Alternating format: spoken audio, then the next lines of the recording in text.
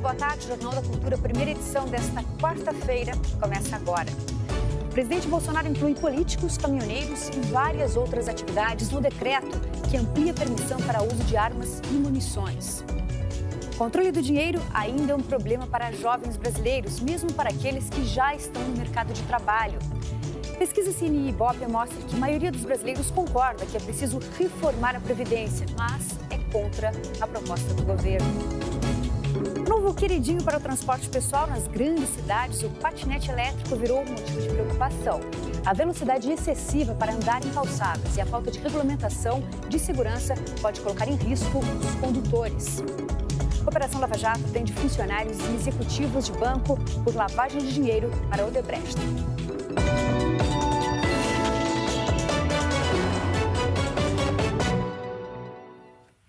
A gente começa esta edição falando de finanças pessoais. A falta de controle sobre o próprio dinheiro é um problema para quase metade dos jovens adultos brasileiros.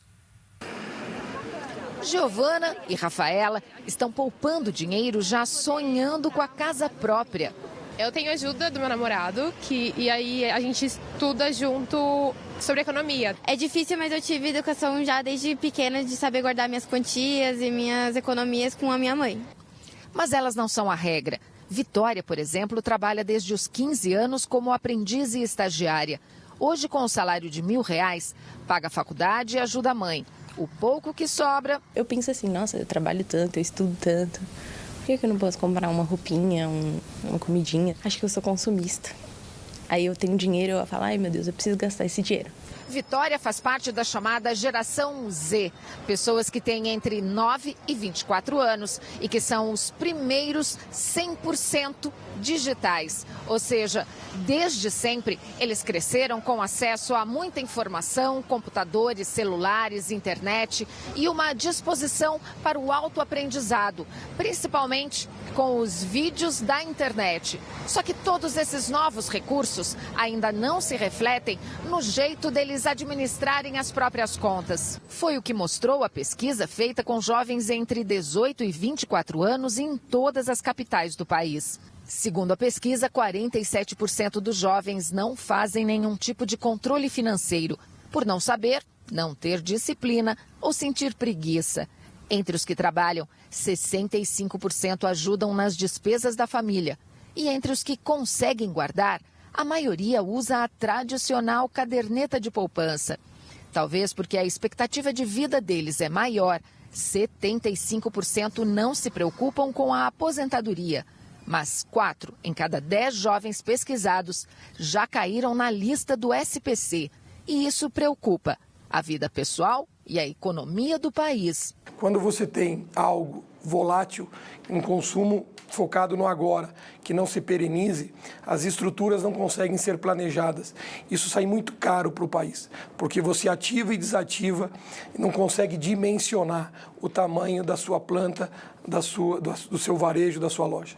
Para tentar alcançar essa geração e torná-los mais conscientes e sustentáveis, a própria Confederação Nacional dos Dirigentes Lojistas diz que está desenvolvendo um novo tipo de aplicativo pessoal, gratuito, para o controle das contas. Nós, dentro da CNDL e do SPC Brasil, estamos reformando o nosso aplicativo, tratando ele e pensando nele voltado a essa nova geração.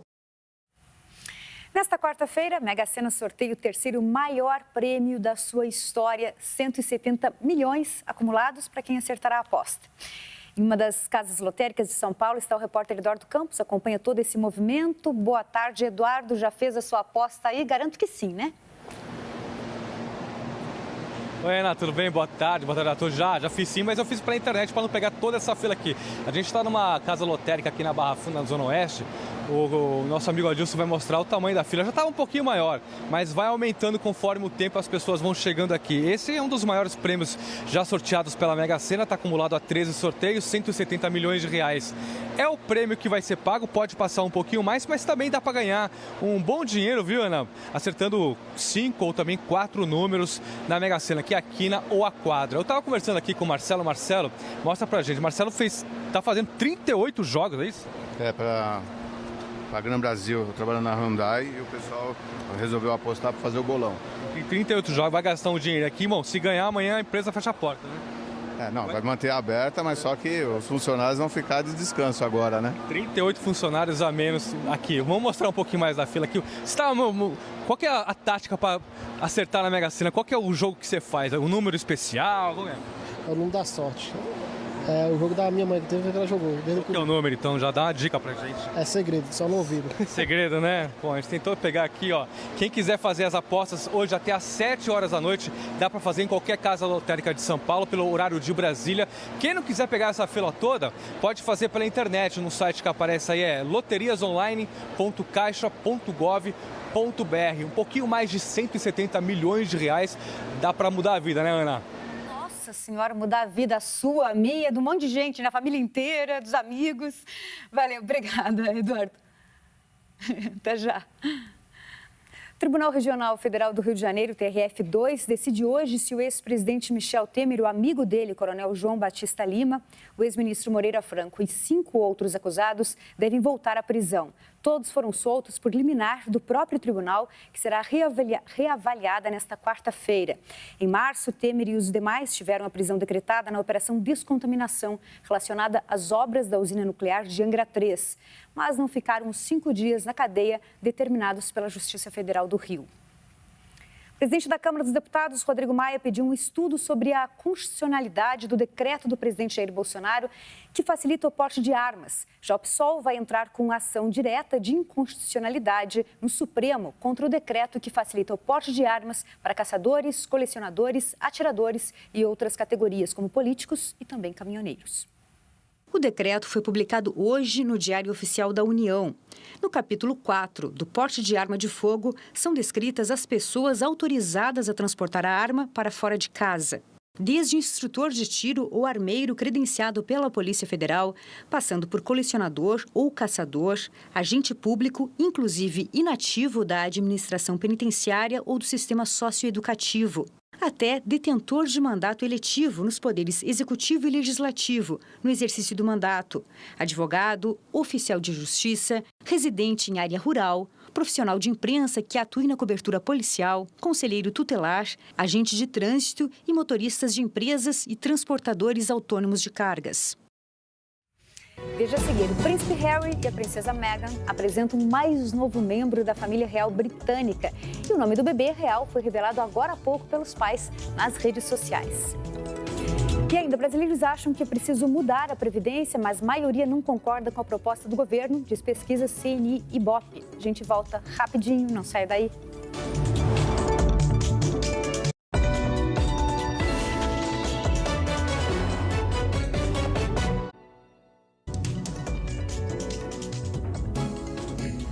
De volta, a Europa comemora neste 8 de maio o Dia da Vitória, que marca a derrota da Alemanha nazista para os aliados na Segunda Guerra Mundial. No Arco do Triunfo, no centro de Paris, o presidente francês Emmanuel Macron celebrou os 74 anos da vitória das tropas aliadas sobre a Alemanha nazista. Macron depositou uma coroa de flores no túmulo do soldado desconhecido e homenageou os veteranos franceses que participaram na Segunda Guerra Mundial. O Dia da Vitória, na Europa, também marca o momento que as tropas aliadas desembarcaram nas praias da Normandia, na França, em 6 de junho de 1944, o que acabou levando à rendição das tropas nazistas um ano depois. Já na Rússia, o Dia da Vitória será comemorado amanhã, dia 9 de maio. Como o documento de rendição alemã só foi assinado no dia 8 à noite, na França, já era dia 9 no horário de Moscou. E o governo soviético só anunciou a vitória nesse dia, que se tornou um feriado patriótico na então União Soviética. Hoje aconteceram os últimos ensaios para um grande desfile na Praça Vermelha, que tiveram participação de mais de 13 mil soldados, centenas de veículos, tanques e mísseis de última geração, além de mais de 70 aeronaves. No Paquistão, violência nas comemorações do Ramadã. Uma explosão perto de um templo religioso deixa 9 mortos e dezenas de feridos. A explosão aconteceu perto da entrada de um mausoléu da seita Sufi, numa área movimentada da cidade de Lahore, capital de Punjab e segunda maior do Paquistão. Um veículo ficou totalmente destruído na entrada do templo e pelo menos 5 pessoas morreram e 24 ficaram feridas. O oficial da polícia paquistanesa informou que a explosão foi um atentado suicida contra um veículo das forças de segurança. O atentado aconteceu no segundo dia do Ramadã, o mês de jejum dos muçulmanos. O mausoléu Data Barbar é cenário de eventos do sufismo, uma corrente do Islã, e seus praticantes são vítimas frequentes de ataques de grupos extremistas. O templo já foi alvo de outro ataque há 9 anos, que deixou mais de 40 mortos. Os patinetes elétricos viraram uma febre nas grandes cidades. Ao mesmo tempo, aumenta a preocupação com os acidentes que envolvem esse novo meio de transporte pessoal. A câmera de segurança registrou o homem em um patinete passando pela calçada da Avenida Brasil, na Zona Oeste, quando surge o farol de um carro.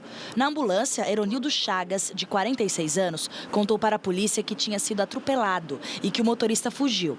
A vítima sofreu ferimentos na cabeça, fratura na perna e passou por cirurgia. O patinete elétrico, segundo os fabricantes, pode chegar a até 30 km por hora. Para este médico, isso aumenta o risco de acidentes mais graves. A velocidade empregada pelo patinete ela é muito superior à da bicicleta e muito superior de quem está a pé. Isso aumenta a intensidade do trauma, ou seja, as lesões podem ser muito maiores porque a energia ela duplica o valor da velocidade do patinete. O patinete virou queridinho da mobilidade urbana nos grandes centros. E em menos de um ano, as empresas que alugam esses equipamentos já chegaram a 13 cidades brasileiras. Aqui na saída desse metrô mesmo, os pedestres e as bicicletas já dividem espaço com os patinetes. Um novo meio de transporte que ainda não tem regulamentação específica. Segundo o Conselho Nacional de Trânsito, o modal pode ser usado em áreas de circulação de pedestres, em ciclovias e ciclofaixas. E a velocidade máxima permitida é de 20 km por hora. O Procon de São Paulo notificou as 4 empresas que prestam esse serviço para saber se elas orientam os usuários e fornecem o equipamento de segurança. O órgão já recebeu as respostas e divulgará os dados, que também serão encaminhados para a Prefeitura e órgãos de trânsito de São Paulo. A Secretaria de Transportes e Mobilidade de São Paulo quer concluir a regulamentação do sistema de compartilhamento em até 45 dias. Medidas que trarão mais tranquilidade ao Rafael, que trocou o carro pelo patinete elétrico no ano passado. Ele tem uma autonomia muito alta, com poucos centavos assim, de gasto. Com o patinete eu acabei descobrindo que eu acabo me divertindo vindo para o trabalho. Agentes selecionados pelo Programa de Valorização Policial Nota 10 são homenageados pelo governador de São Paulo, João Dória. A repórter Maria Manso acompanha, tem outras informações ao vivo para a gente. Boa tarde, Maria. Oi, Ana, boa tarde a todos. Pois é, já virou tradição. Todo mês, os policiais, os agentes de segurança selecionados pelas suas chefias são trazidos aqui até o Palácio dos Bandeirantes para um encontro com o governador. Hoje foram 22 policiais civis, militares e científicos, além de 4 cães que participaram da localização e apreensão de mais de 1 tonelada de drogas este mês. Também foram homenageados os policiais civis que participaram da identificação de um dos 5 bandidos que invadiram uma rádio que estava fazendo uma transmissão ao vivo durante o assalto, e também os 2 cabos da Polícia Militar que salvaram a vida de um recém-nascido que havia engasgado e foi levado pelos pais até a cabine da Polícia Militar. No fim do evento, o governador também anunciou que até o fim do mandato dele, os policiais civis e militares aqui do estado de São Paulo vão ser os mais bem pagos de todo o país. Ana. Obrigada, Maria, pelas informações. O Brasil é o país que mais gasta com aposentadoria na América Latina. Os dados foram divulgados pelo Banco Interamericano de Desenvolvimento. Segundo o BID, em 2015, último ano com dados disponíveis, a Previdência consumiu 12,5% do PIB brasileiro. A Argentina aparece em segundo lugar, com gastos de 11,4%. E o Equador em terceiro, com 4,4%. No Brasil, a despesa com idosos é 7 vezes maior que o valor destinado aos jovens. Na média da América Latina, os gastos com idosos correspondem a 4 vezes as despesas com jovens. Ainda de acordo com o banco, se não houver uma reforma no sistema, em 2065, a Previdência vai consumir mais de 50% do PIB. O estudo sugere ações como eliminar cargos públicos em áreas superlotadas e diminuir as contratações de servidores. O ministro da Economia, Paulo Guedes, volta a falar agora à tarde na comissão da Câmara dos Deputados que debate a reforma da Previdência. O secretário especial da Previdência, Rogério Marinho, irá acompanhar o ministro. A dupla dá início a uma série de audiências públicas para debater a reforma durante a tramitação do projeto na Câmara. Pesquisa CNI-Ibope divulgada agora pela manhã indica que a maior parte da população entende que é preciso mudar o sistema de aposentadorias, mas a maioria não concorda com a proposta do governo. O dado mais revelador é que 6 em 10 brasileiros desconhecem o que está em jogo no Congresso e que vai afetar o seu próprio futuro. Perguntados se é preciso reformar a Previdência, 59% responderam que sim e 36% que não. 5% não sabem ou não responderam e 1% ficaram indiferentes. A pesquisa encomendada pela Confederação da Indústria, ao Ibope, também perguntou se as pessoas conhecem a proposta em discussão no Congresso. Apenas 6% disseram ter amplo conhecimento da proposta. 30% responderam conhecer apenas os principais pontos. O restante não sabe nada do que está sendo discutido. 31% admitiram não conhecer o conteúdo da proposta. Outros 23% sequer sabiam que o governo havia apresentado a proposta. E 10% não souberam ou não quiseram responder à pergunta. Entre os que disseram conhecerem o texto em discussão no Congresso, a maioria disse ser contra a proposta, 51%. 39% disseram ser a favor e 10% não souberam ou não responderam. Sobre a idade mínima para se aposentar, 72% disseram ser necessário definir um valor. Mas 73% discordam que as pessoas tenham que se aposentar mais tarde para compensar o envelhecimento da população. Apenas 6% concordam com uma idade mínima de 65 anos ou mais. 80% defendem uma aposentadoria aos 61 anos ou menos. O Ibope ouviu 2.000 pessoas em 126 municípios entre os dias 12 e 15 de abril. A margem de erro da pesquisa é de 2 pontos percentuais para cima ou para baixo, com 95% de confiança. O mercado de trabalho não muda só por causa da tecnologia, mas também pelos interesses de quem ingressa nele. Pesquisa de mercado aponta que os nascidos a partir de 1994, a famosa geração Z, querem bem mais do que um bom salário. Amanda tem 24 anos e trabalha nesta empresa de tecnologia como analista de marketing. No escritório, aparece só 2 vezes por semana. Nos demais dias, faz home office. Ela diz que tem mais qualidade de vida dessa maneira. O trabalho remoto, ele acaba te proporcionando coisas que, você ir presencialmente todos os dias não te proporciona. Principalmente, eu acredito que na questão de qualidade de vida, porque hoje eu rendo muito mais quando eu estou remota do que quando eu venho ao escritório por causa de morar em São Paulo, né? Então, preocupação, é trânsito, é atraso. Então, tudo isso acaba influenciando na dinâmica que você tem dentro do trabalho. Ter um bom ambiente de trabalho e flexibilidade de horário são 2 pontos que estão sendo colocados como prioridade pela busca de emprego pela chamada Geração Z. Aquelas pessoas que nasceram a partir de 1995 e que estão começando agora no mercado de trabalho. Uma pesquisa feita por uma empresa de recrutamento com quase 4.000 profissionais de diversas idades aponta que 6 em cada 10 entrevistados indicaram a qualidade de vida como ponto fundamental para escolher um trabalho, à frente até mesmo de salário e bonificação.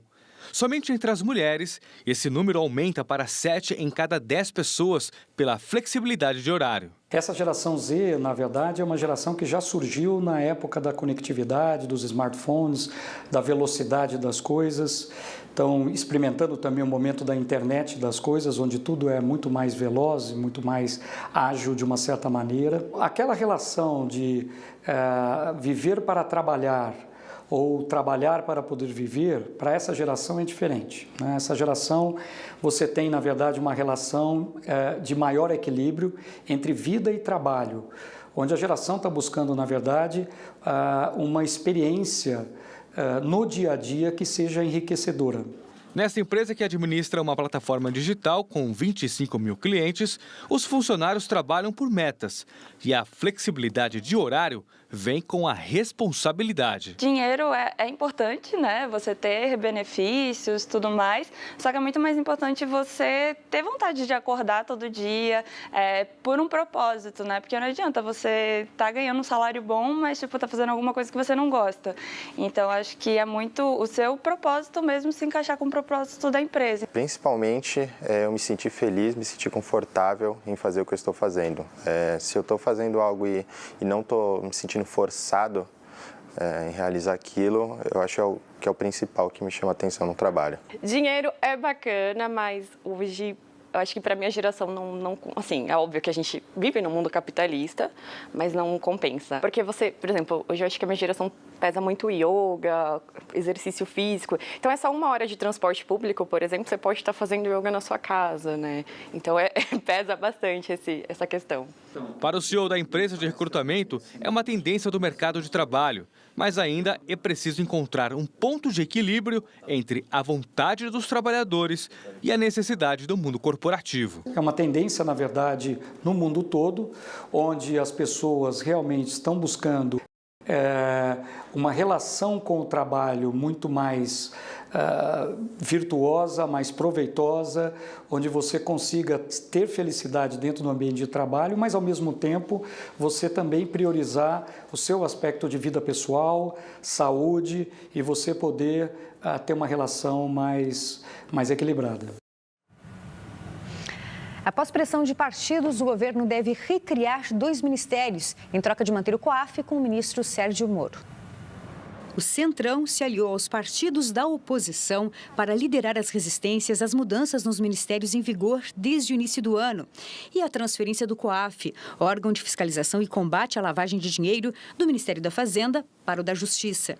As pressões deram resultado e, para manter o COAF com o ministro Sérgio Moro, o relator da medida provisória, senador Fernando Bezerra Coelho, convenceu o presidente Jair Bolsonaro a atender ao Centrão e recriar 2 ministérios. Assim, no relatório que será votado amanhã na comissão especial, Bezerra propõe extinguir a pasta do desenvolvimento regional e recriar os ministérios das cidades e da integração nacional, como era no governo Michel Temer. O governo Bolsonaro, com isso, passará a ter 23 pastas.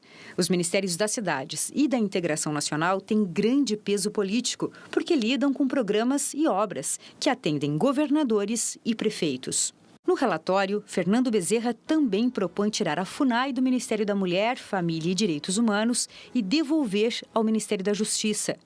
Além de manter o COAF com Sérgio Moro, o presidente Bolsonaro foi convencido que atender ao Centrão e recriar os 2 ministérios deve facilitar a aprovação de outros projetos, como a reforma da Previdência, no Congresso. Vieram de forma bastante objetiva a tratar desse assunto comigo. Eu não creio óbvio tocante a isso, né? E apenas que o futuro ministro, caso seja criado esse ministério, venha da indicação da frente parlamentar dos municípios, das cidades, tá certo? É apenas isso aí. O Supremo Tribunal Federal pode julgar nesta quarta-feira ações com impacto bilionário nas contas públicas. Na pauta estão ações que pedem benefícios fiscais a entidades filantrópicas e sobre índice de correção de precatórios. Somadas, essas medidas podem impactar as contas públicas em mais de 76 bilhões de reais. Na semana passada, o STF autorizou uma isenção tributária para empresas fora da Zona Franca de Manaus, que provocará impacto de mais de 16 bilhões de reais por ano nas contas do governo. Uma campanha para incentivar a doação de leite materno vai até domingo na Zona Oeste de São Paulo. Se para todos os bebês o leite materno é essencial, para os bebês que estão nas UTIs dos hospitais, ele é ainda mais importante. Pode significar a vida ou a morte. Você que é mãe e tem leite sobrando, não sabe o que fazer?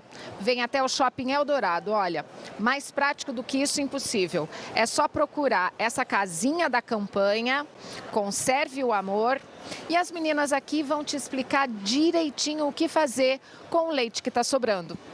Olha, é muito simples. Aquela mãe que tem um bebê pequenininho, que está com leite sobrando e quer doar o que está sobrando, ela pode vir aqui e se cadastrar como doadora. Aqui ela vai receber as instruções básicas, que basicamente ela precisa ter leite sobrando, estar amamentando, ser saudável e não estar usando nenhum tipo de medicamento ou de substância que possa passar para o leite materno, porque esse leite vai ser usado com um bebê recém-nascido que está na UTI neonatal lutando para sobreviver e para quem esse alimento é muito importante, porque além de alimentar, ele vai dar toda a cobertura imunológica para esse bebê lutar pela vidinha dele. E o leite que a mãe doa não vai fazer falta para o próprio filho? Não, nunca. O ideal é que assim, claro, a mãe tem que cuidar primeiro do próprio filho e aquilo que estiver sobrando e ela não sabe o que fazer, por favor, não joga na pia e doe para os bancos de leite. Além desse trabalho que vocês estão fazendo, que vocês ficam aqui com a campanha até domingo, Dia das Mães, onde mais as mulheres podem conseguir informações para doação do leite materno? Para quem não mora aqui perto ou está em qualquer outro lugar perdida de como fazer todo o procedimento, pode entrar no site do fadasdoleite.org e pedir nossa ajuda, que a gente vai ajudar com certeza. Doar faz bem para todo mundo. Olha, faz bem para a mãe, para o bebê, para quem está, para as outras mães, para os outros bebês, é uma alegria só. O príncipe Harry e a esposa Meghan apresentaram hoje seu filho. O nome do novo membro da família real britânica será Archie Harrison Windsor. Nos salões do St. George Hall, no Palácio de Windsor, o casal real apresentou o novo membro da família nos braços do príncipe Harry, orgulhoso e ao lado da esposa Meghan. Emocionada, a duquesa de Sussex afirmou que o momento que vive é algo mágico e incrível e que tem os dois melhores homens do mundo. Por isso, está muito feliz. O filho do casal real dormia tranquilamente no momento da apresentação. Harry, de 34 anos, que se casou no ano passado com a princesa Meghan, diz que ser pai é incrível, apesar da experiência de apenas 2 dias, e que o herdeiro é um pacotinho de alegria. O bebê nasceu na madrugada de segunda-feira, num parto que durou a noite toda, e é o 8º bisneto da rainha Elizabeth e 4º neto do príncipe Charles, herdeiro do trono britânico. O príncipe está em visita à Alemanha e disse que esperava impaciente para conhecer seu novo neto nos próximos dias. Logo depois do Jornal da Cultura, primeira edição, você já sabe, vem o momento Papo de Mãe. Mariana já está aqui com a gente. Hoje o tema é educação, novos métodos de ensino, fugindo um pouco do tradicional, né, Mariana? É isso, Ana, porque lá no momento Papo de Mãe a gente sempre fala de saúde, comportamento e de educação. E hoje nós vamos falar da pedagogia Waldorf, que é aí uma outra pedagogia, né, que foge um pouco da pedagogia tradicional e que é aplicada em várias escolas. Inclusive, esse ano, eles completam 100 anos de pedagogia Waldorf no mundo. Dá para explicar um pouquinho como é que é? É diferente, por exemplo, não tem prova, as avaliações, as notas, é bem diferente do método tradicional, o comportamento das crianças na classe, em sala de aula. Então, tudo isso a gente vai explicar no momento Papo de Mãe, como é que é, o que é diferente afinal. Mariana, eu imagino que a escolha do método de ensino, da pedagogia, para o seu filho deve ser algo importante aí para os pais, né? Imagino que deve atender a expectativa do pai, mas também tem a ver ali com o comportamento da criança, mais ou menos por aí? É sim, esse momento da escolha da escola é de muitas dúvidas para os pais, né? E tem opções. Inclusive, a pedagogia Waldorf tem também nas escolas públicas. E os pais também podem mudar ao longo da vida, de acordo, às vezes, até com a personalidade da criança. Temos foto dos convidados, vamos ver? Deixa eu ver. Olha lá, é a pedagoga, que ela é pedagoga da pedagogia Waldorf, a mãe que veio e os 2 filhos dela que estão no ensino fundamental 1. E daí ela explica por que ela fez essa escolha. Maravilha. Tudo isso daqui a pouquinho depois do Jornal da Cultura, primeira edição, momento Papo de Mãe com a Mariana e com a Roberta. Isso aí, Ana. Obrigada e até amanhã. E veja a seguir, com a pressão cada vez maior da sociedade, empresas apresentam alternativas para diminuir a produção de lixo plástico que ameaça a vida marinha e polui o meio ambiente. E ainda, a operação da Polícia Federal prende funcionários e executivos de bancos por lavagem de dinheiro para Odebrecht. Nós voltamos daqui a pouquinho.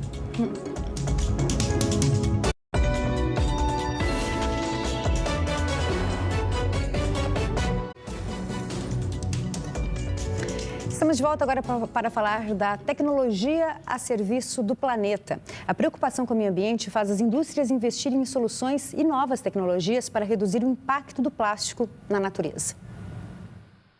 É nos oceanos que o descarte irregular de lixo plástico mostra sua face mais cruel.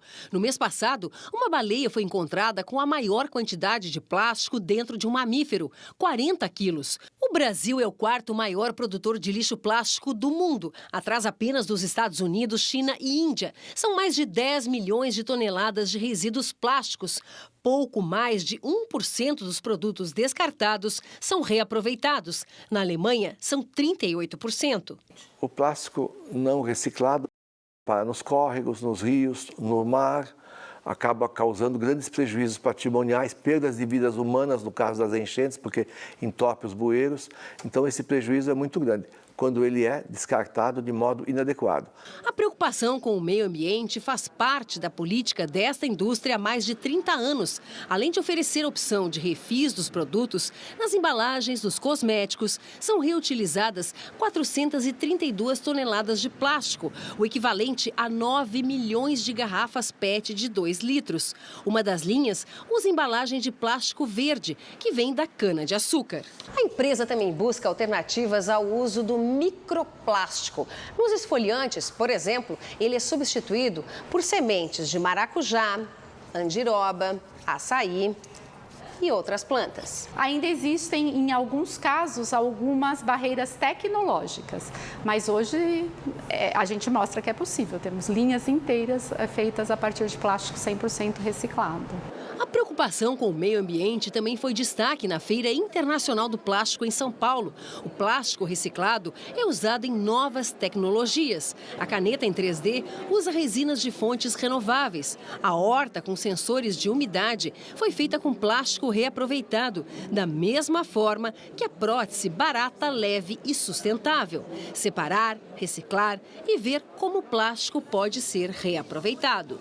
Todos estão buscando novas soluções, todo o departamento de P&D de todas as indústrias estão a todo vapor aí buscando realmente inovações, como atender essa demanda mais sustentável. Outras iniciativas também ajudam a reduzir o impacto ambiental. Estados estão banindo o uso de canudos plásticos e uma lei tramitando no Senado Federal quer proibir o uso de sacolas e embalagens plásticas em comidas e alimentos. A única coisa que nós não podemos fazer com o plástico é jogar no lixo, é aproveitá-lo. Pela primeira vez, a Lava Jato faz buscas e prisões na sede de um banco. Na operação número 61 da Força Tarefa, a Polícia Federal cumpriu hoje mais de 40 mandados expedidos pela Justiça Federal de Curitiba em 3 estados. Em São Paulo, foram presos 3 executivos do Banco Paulista S.A. Eles são acusados de operar um esquema de lavagem de dinheiro para o Odebrecht, que movimentou 48 milhões de reais. E de outros repasses financeiros que podem chegar a 280 milhões. As prisões são preventivas, sem prazo para terminar. Uma pesquisa feita em 27 países mostra que o povo brasileiro está insatisfeito com a democracia por aqui. Muita gente atribui ao regime as mazelas do país, como o desemprego e a pobreza. Mas a democracia não está necessariamente ligada ao bem-estar de uma nação. No dicionário, democracia é aquele governo em que o povo exerce a soberania. O sistema político em que cidadãos elegem os seus dirigentes por meio de eleições periódicas. Nas ruas, essa teoria se dilui na percepção do ângulo que cada um escolhe. Democracia é aceitar o que o outro pensa. É todo mundo ter o poder de votar, todo mundo poder participar, todo mundo poder decidir. Democracia é você ser livre para poder fazer as escolhas, escolher uma pessoa que melhor te represente. Em comum, a maioria tem uma grande insatisfação. 8 em cada 10 brasileiros acham que ela não está funcionando. Dos 27 países pesquisados, somos o 3º no ranking do descontentamento com a democracia. Só perdemos para a Grécia e o México. Apenas 16% dos brasileiros se dizem plenamente satisfeitos, contra 51% da média mundial. A pesquisa foi realizada no ano passado, antes das últimas eleições. Luta muito para querer viver em democracia, mas a gente tem um pouco de medo de viver ela, porque eu acho que é uma liberdade que a gente não tem estrutura para ter, pelo menos no Brasil. Democracia é liberdade, e liberdade implica responsabilidade. Não adianta votar de 2 em 2 anos e esperar que os eleitos façam todo o resto. A participação precisa ser contínua e pode estar ao alcance das nossas mãos. A democracia custa esforço, depende de nós a sustentarmos cotidianamente, de nós não abrirmos mão por conta de outro regime e trabalharmos para que aos poucos nós vamos construindo o tipo de sociedade que nós desejamos. Mas não esperar que isso seja imediato e não esperar que isso seja a responsabilidade apenas dos políticos. É o melhor regime que nós temos se nós queremos participar, né, juntos, nós queremos estar o mais próximos possível das nossas aspirações. O ministro da Educação, Abraham Weintraub, disse em audiência ontem no Senado que não há cortes nas instituições federais de ensino, e sim contingenciamento que pode ser suspenso se a economia melhorar. O ministro começou falando em diretrizes, metas e programas prioritários da pasta. Os focos em sua gestão vão ser na educação básica, resultados e em reconhecimento por mérito. Depois de falar por 1 hora, ele foi sabatinado pelos senadores. Weintraub criticou as políticas de financiamento, que comparou a uma tragédia por causa da inadimplência. Questionado sobre as recentes críticas à autonomia universitária, que classificou como balbúrdia, o ministro disse ser a favor da autonomia, mas que a universidade não pode ser um Estado soberano. Os senadores também perguntaram sobre a retenção de 30% do orçamento das instituições federais de ensino. Abraham Weintraub negou que seja um corte e admitiu reverter a decisão caso a economia volte a crescer. Não há corte, há um contingenciamento. Se a economia tiver um crescimento, não é recuperar porque a gente está nesse marasmo para perder de vista, não tem recuperação, né? A gente está numa tristeza há muito tempo, mas se a gente tiver um crescimento econômico com a aprovação da nova Previdência, eu acredito nisso, isso vai retomar a economia, retomando a dinâmica, aumenta a arrecadação, a situação volta a se normalizar, se descontingencia, não há corte. No Rio de Janeiro, uma exposição sobre a Antártica reúne parte do acervo que estava no Museu Nacional antes do incêndio.